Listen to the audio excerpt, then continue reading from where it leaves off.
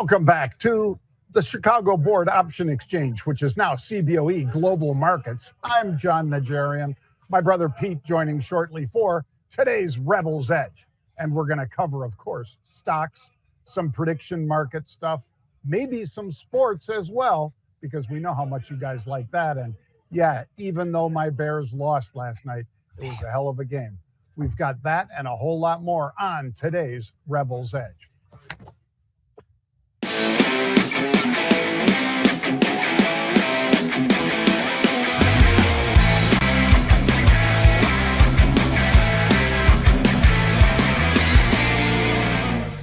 Welcome, folks. I am Jon Najarian. He is Pete Najarian, and I'm at CBOE Global Markets here in Chicago.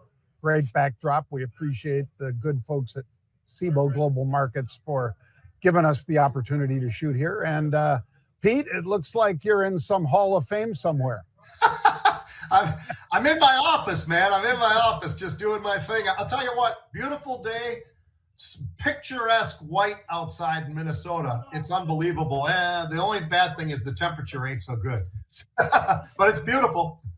Well, ours dropped about 40 degrees. It was 60 yesterday in Michigan. Started raining real hard, and I would have been happier with snow than rain, quite frankly. Oh, yeah. But always.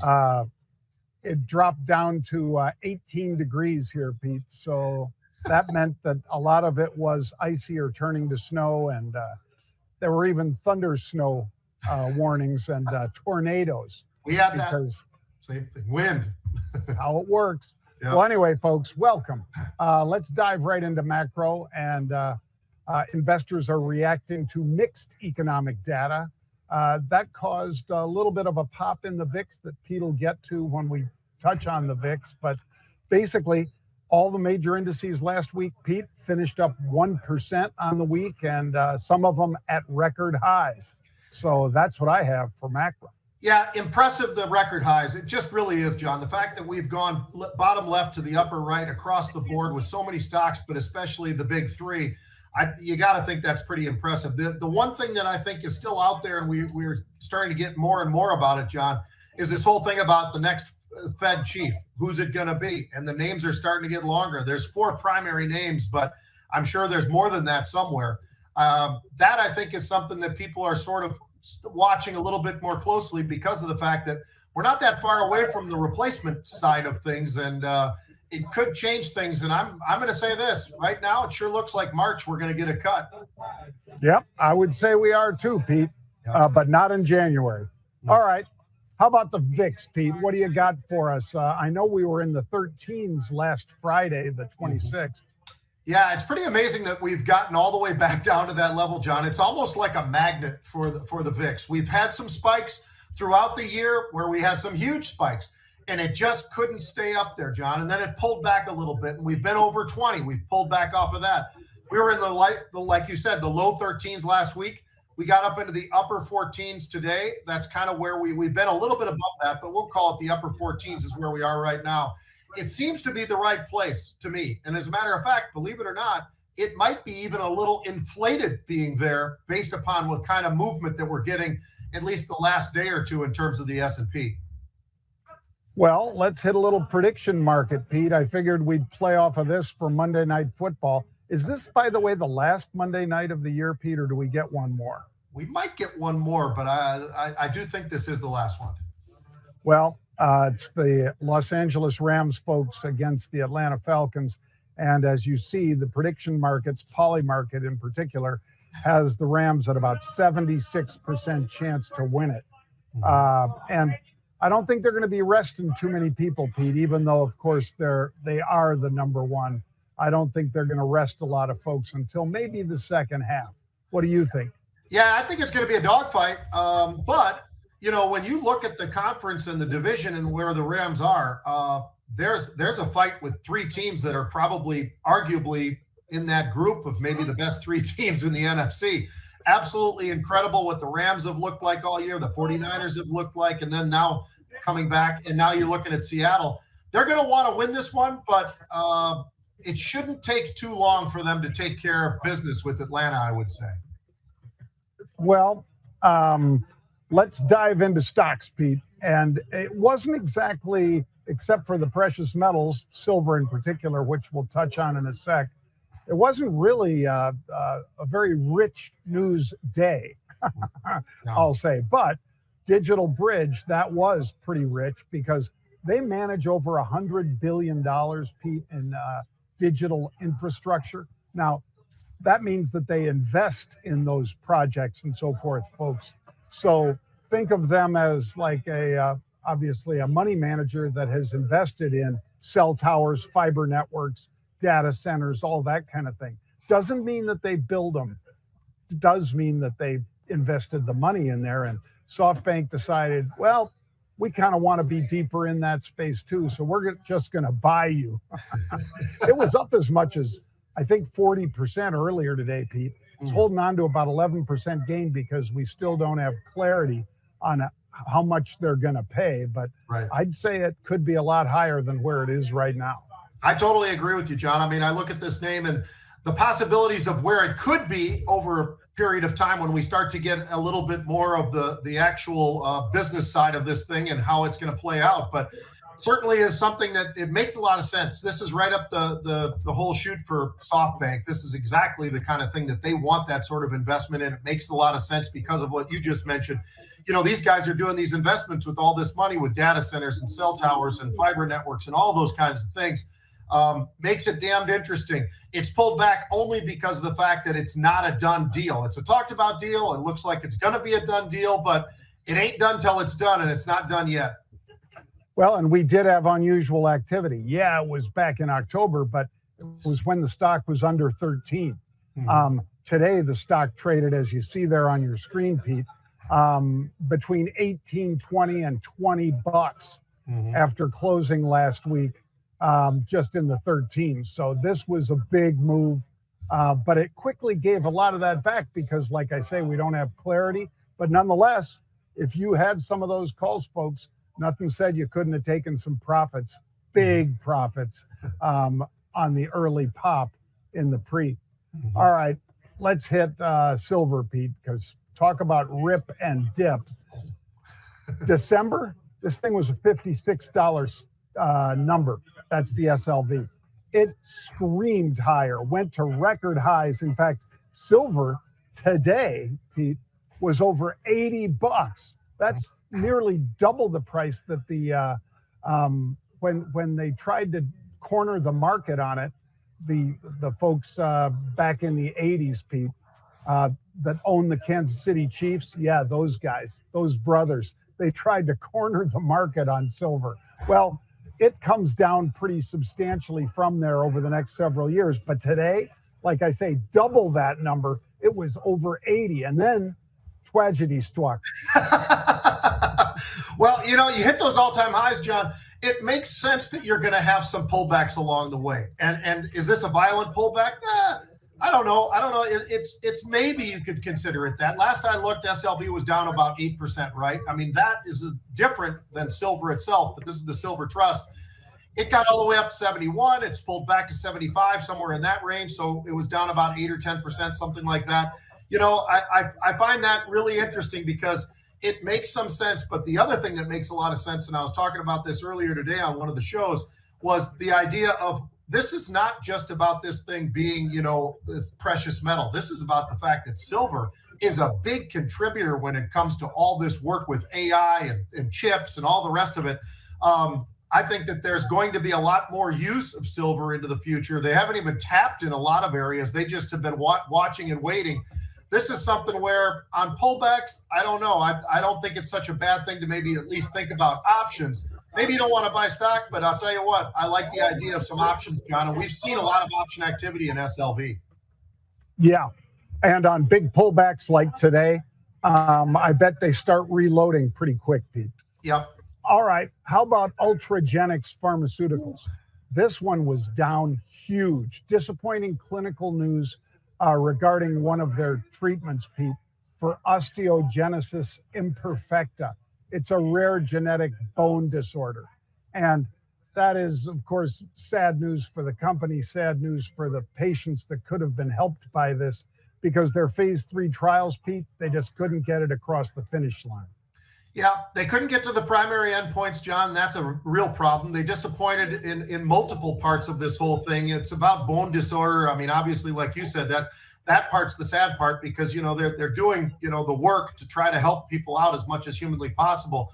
The good news is that on the secondary side of some of the endpoints, there was some improvement. So it wasn't all bad, but generally, John, when you're in phase 3 and you miss on 2 of those, and that's exactly what happened, and the primary endpoint's not reached, that is an issue, and that's why the stock's gotten absolutely hammered today. It's been down as much as 44% or 40%, wherever it is now, but hit 52-week lows as well. So not a great day for them, unfortunately, but that's why you and I talk about this all the time with biotech specifically. Phase 1 is great. Phase 2 is fantastic. Phase 3, that's where things really happen, because if you get through there, then you're going up for the approval process. But when you get to this point and you don't get to that area of approval, that's an issue, and that's what they're facing right now. Well, let's switch gears and go to one that's getting good news, Pete. Yeah. Praxis Precision Medicines. They got an FDA breakthrough therapy designation, or a BTD, for one of their treatments, basically for this essential tremor. I think I might have misread it early in the morning. I thought it said tumor, but nope, it's tremor. And this is apparently something, Pete, that affects about 7 million people. Mm-hmm. So the fact that these guys can have some treatment that can actually get in there and inhibit this kind of tremors from occurring, fantastic news, and that's why the stock's up big today. Yep, up pretty solid to the upside, hit new highs at 317. Pretty nice move on that, and then pulled back a little bit off of that, John. But this is exactly like you said. It's the exact opposite of what we were just talking about. This is phase 3 and the top line data, and they actually hit it. They did what they needed to do for this movement disorder issue that these folks are dealing with. And the fact that it's breakthrough therapy designation, that is a big deal. That means these guys want to get this thing, approved. Let's get it going and get it out there. And that's pretty daggone impressive. And by the way, the 14% shorts that are out there are not feeling too good today about this, because this one looks like they're going across the next line, and that's going to be a good thing for them, as well as all the people out there that are looking to, find the possible drug that can help them out. It looks like they've done that here, and that's fantastic. Yep. Getting that designation, that BTD, is it means that they've basically laid out the red carpet for them to get approved. Yep. So congratulations, PRAX shareholders, and of course the patients that are going to benefit from it. Mm-hmm. Well, Pete, let's take a look at a little video here. Unfortunately, my Bears that had that fantastic comeback against the Packers got that close yesterday to doing it again against maybe one of the best teams out there. Yep. I don't know that anybody really, including Seattle, Pete, or the Eagles, can outscore these guys. Not the way that, like you said, Pearsall or Purdy or any of the players. McCaffrey. And that was, McCaffrey's unstoppable. Oh, my. Well, take a look at this, folks, because this one is kind of like for the 49ers what the Bears versus Packers was for Bear fans last week. Witnessed an instant classic that will be played on repeat for many years to come. And let me set the scene for you, because if the Niners win this game, they can potentially play every single game for the rest of the season, including the Super Bowl at home. And by the way, if you like sports content like this, make sure you're following. First quarter, Niners already up 14-7. They trailed 7-7. Caleb. And Caleb Williams throws an absolute dot for a touchdown to tie the game. But now it's the third quarter, and the game is tied again. And this time, it was Brock Purdy's turn. Ice in his veins, John. Ice in this guy's veins. Take another look at this play, because bro just turned into Patrick Mahomes. Look at this sorcery. Are you kidding me? And now the Niners are up 7. But that wouldn't last long, because to start the fourth quarter, DeAndre Swift would answer right back for the Bears to tie the game again. And then the Bears led by 3 with just over 2 minutes left. And Purdy knew the Niners needed one more big play. Rutgers running back. Rutgers. Yeah. They've had a few. even with the Niners up 4 with just 20 seconds left. By the way, this is no Kittle and no Trent Williams on the left tackle for the 49ers. And after that ridiculous play call, there was only 4 seconds left, and the Bears had one final It was play a ridiculous to try play and win call. the game. Yeah. Second and goal. Here is Williams. He's got to throw it to the end zone. Clock is expired. Williams keeps the play alive. He's looking. He's going to These guys had to be tired. And the Niners win an instant classic in a game that was tied 5 different times. We just witnessed. That was great. That was a hell of a game, Pete. Ooh, we were watching it, me and my wife. My wife, for people who don't know, probably knows and likes football more than 99% of men out there. I'm not kidding. She could sit there and go, well, why did that guy do that? Blah, blah, blah, blah. I mean, she's really, really good with that stuff. That's how we met. Anyway, San Francisco, I think they've won now 6 straight, John. And by the way, San Francisco's gotten healthy, which nobody else wants to hear about that because these guys look pretty damn good. The Bears, obviously, we already know the Bears this year with that coach, what he's done with Caleb Williams, what he's done with building that defense, at least to some degree. I mean, that's not the Bears defense of old, but the first thing you had to do was get that offense rolling. And I think you are. So congrats to what the Bears have done this year.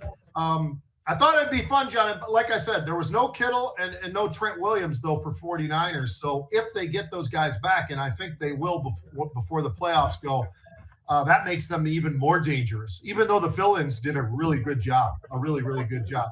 NFC West, AFC East, those are your 2 best, okay?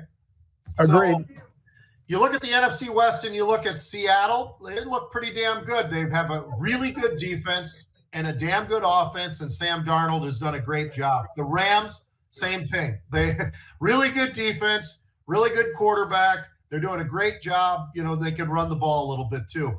49ers, same thing. All 3 of them are together out there in the West. You go out to the East, John, and you look at what basically New England has been able to accomplish. I mean, at the beginning of the year, how many people would have said, oh, yeah, I think that this quarterback's going to throw 30 touchdowns, only 8 interceptions, and basically be one of the leaders in yards and everything else. I mean, it's really been a spectacular year for the New England Patriots, John. I mean, it's absolutely crazy. They're 13-3. Yeah, I don't know. What do you think? Who goes to the Super Bowl this year? Well, I'll throw that one out to you because I think I've got an idea on one too. By the way, Denver, damn good and a really good defense. Really good defense, led by a kid that I helped coach in New Canaan, Connecticut in high school. Tell you what, John, big defensive tackle, number 99. You want to keep an eye on that kid for the Denver Broncos, Zach Allen. He is a stud. Well, I agree with that. I would say, Pete, that it ain't going to be the Bills. Right. From what I saw yesterday, I think the Broncos take them down. Yeah. The Bills, that is, because the Bills just looked terrible. The play calling was terrible. Their offensive line play was terrible. Yeah. They get all the way, to basically be in position to beat the Eagles, which it's not going to be the Eagles either, Pete. It's going to be either San Francisco or maybe even my Bears against Colorado, against Denver Broncos, I think, because I just don't see the strength in the AFC coming out of Buffalo. I just don't see it anymore. I think they were shown to be a fraud yesterday. And I like them. They just don't. You're right. Everything you said is right. I mean, they just don't seem to execute at the right time. Maybe it's play calling sometimes. Maybe it's bad decisions on other times. But for a team that is really good, they aren't playing at the level they need to. You know who is? Yeah. New England. Yep. I mean, it's undeniable. Could be New England or the Broncos, Pete. Either of those two, but it ain't going to be the Bills. I agree with you. All right, how about a little college football, John? It's always kind of fun to bounce around a little bit. And you know what? We'll talk when we have to. We'll get over to NBA, maybe some NHL, maybe some college basketball, and stuff like that. But college football is still going. Now, I got a question for you. I've made my decision, and you either can go first or I will. I don't really care. But who signed the best coach? There was so many coaches that got fired, and then others who either switched or got hired to be head coaches somewhere. Lane Kiffin, he's at LSU. Franklin's at Virginia Tech. You've got Summerall at Florida. You got Matt Campbell at Penn State. I mean, those are major college football programs that we're talking about there, major, where they're trying to fill. And there's way more than that, but I just throw that out at you. But who do you think had the best signing, best, results for that school as the new head coach? Who do you go with? Well, I do think Kiffin's going to make a big difference, Pete, but we're talking about a 1 or 2 game difference because all they do is go 10-2 every year, and then they're going to fire the coach. I think Campbell for Penn State, believe it or not, I think that guy, he was Purdy's coach. Pete knows that because he was Iowa State. Yep. And I'll say the offensive coordinator, this will get you on your heels, Pete, but the offensive coordinator from Alabama going home to Michigan to coach Michigan State and be their offensive coordinator with Fitzgerald as the Michigan State head coach.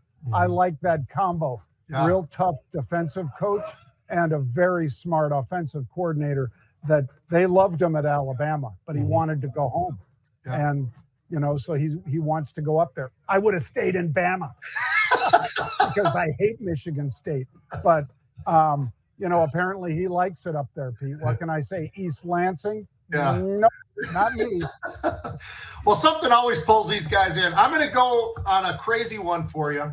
I think Kyle Whittingham from Utah, who just went to Michigan. Here's what I like about him, John. The guy works out day and night physically. He is committed to who he is. He's disciplined. He never misses a workout. This guy's only been the head coach for 21 years, and take a look at his track record at Utah. He built them into an absolute stud group of guys. And the recruiting all the way over to the Islanders and the guys maybe on the West Coast that were going to Utah, BYU, Oregon, and places like that, I think he's going to start bringing some of those guys to Michigan. And Michigan's going to look in some ways a little bit like Oregon and a lot like Utah, where they're going to be mean, they're going to be big, they're going to be tough. He's a hard ass of a guy. He's a no-nonsense guy. He's got great size himself, so he can intimidate the players. And he's already sat down for a long talk, John, with that Bryce Underwood kid, the quarterback who everybody thinks is the greatest quarterback. And maybe he is, but he was a freshman this past year making a lot of money. It looks like he might actually stay at Michigan if this coach and he get along, but it sounds like that was the very first conversation he had. I'll tell you what, I love the fact that this guy took it because I think you need an old salty guy to be the head coach at Michigan right now. You don't want to have some 32-year-old guy take over the franchise of Michigan football. I think you want to have a guy like Whittingham who's salty, he's been around, and he's, you know what? Just watch a Utah game. Just take a tape. Those guys beat people up. They beat them up and they win a lot of games. His record at Utah was pretty impressive. Agreed. And you know who preceded him was Urban Meyer. Yep. That's where Urban Meyer came from, folks. Mm-hmm. So, he kind of got them in that winning tradition. And then Whittingham kept it going without all the